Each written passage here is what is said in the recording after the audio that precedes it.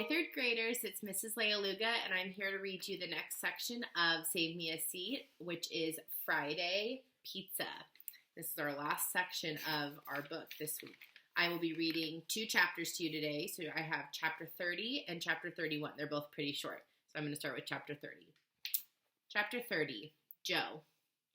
Do you want to ride to school this morning? Mom asked. She's dressed and already wearing her apron. There's a flash of lightning followed by a boom of thunder. Sure, I tell her, looking out the window at the dark sky. I'll take a ride. I tip my glass up and drink the last of the strawberry banana smoothie she made for my breakfast. No huevos rancheros, just a smoothie and 2 bowls of Cheerios, like normal. Dad comes into the kitchen. There's a piece of tissue stuck to his chin where he cut himself shaving. Did you tell him yet? He asks my mother. Tell me what? I ask nervously. I'm quitting my job, Mom says. You don't have to do that, I tell her, even though I hope it's true. Because remember, she works as one of the cafeteria ladies at his school, and that's been really hard for Joe this year because he's kind of embarrassed having his mom there. I'll find something else, Mom says. To be honest, I'm not crazy about the job anyway. When I suggested to the kitchen staff that maybe we could change up the menu a little, offer some healthier options like quinoa or tofu or something, they looked at me like I was crazy. I laugh. I'm happy to eat tofu and quinoa, but I'm even happier to eat chicken fingers and hamburgers.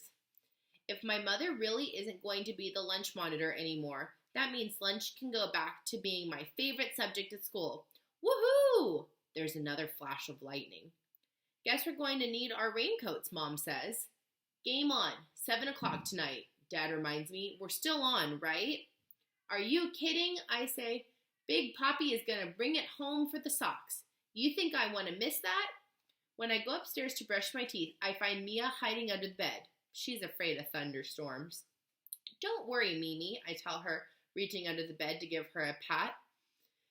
Joey, my mother calls, hurry up. The roads are going to be slick. I don't want to be late. I give Mia one more pat on the head, grab my backpack, and run downstairs. All set? Mom asks, handing me my raincoat. She's got hers on already. One sec, I tell her. I go into the kitchen, open the cupboard, and take out a small glass bowl, like the one my mother had put the chopped cilantro in the day before. What's that for? She asks as she watches me shove the bowl into my pocket. It's for an assignment, I tell her. I promise I'll bring it back. What's the assignment? She asks. I'll explain it in the car. When I tell my mom what I'm doing for my personal reflection project, she starts to cry. This time, for a change, it's the happy kind of crying. You're one terrific kid, she says. Do you know that?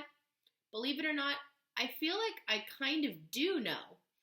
I'm in a pretty good mood by the time we get to school. It doesn't hurt that Friday is pizza day at Einstein Elementary. My favorite school lunch of all, pizza. As we turn in the driveway, out of nowhere, this dark red minivan comes speeding around the corner and almost cuts us off. Watch out, my mother cries, honking the horn. The driver of the minivan honks back and doesn't even slow down.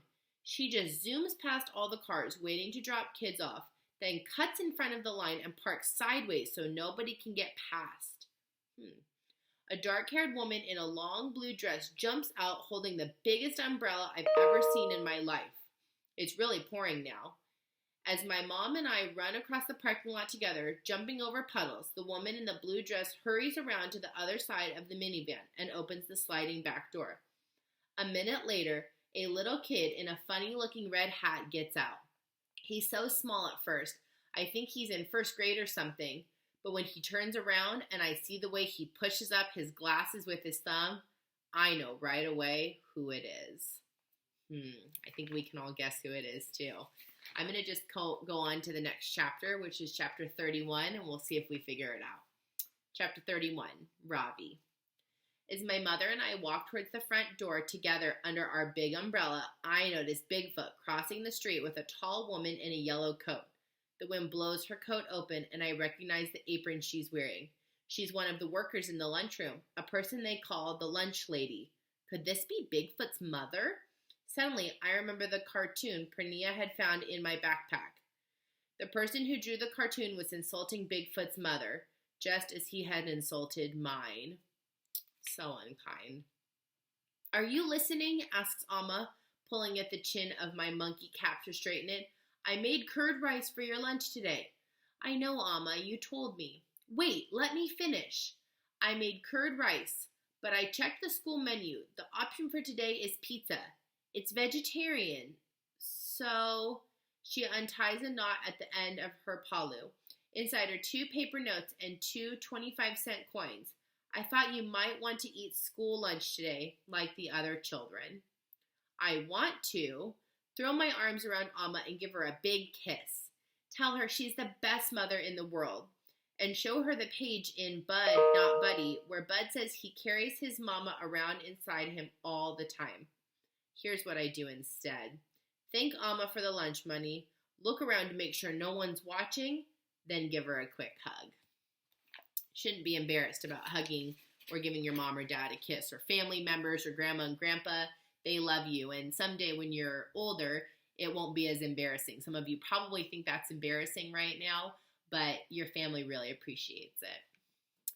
Amma, Permia, and Perpia are waving to me as they drive away. I watch the maroon Odyssey disappear over the hill, and I can't see them anymore.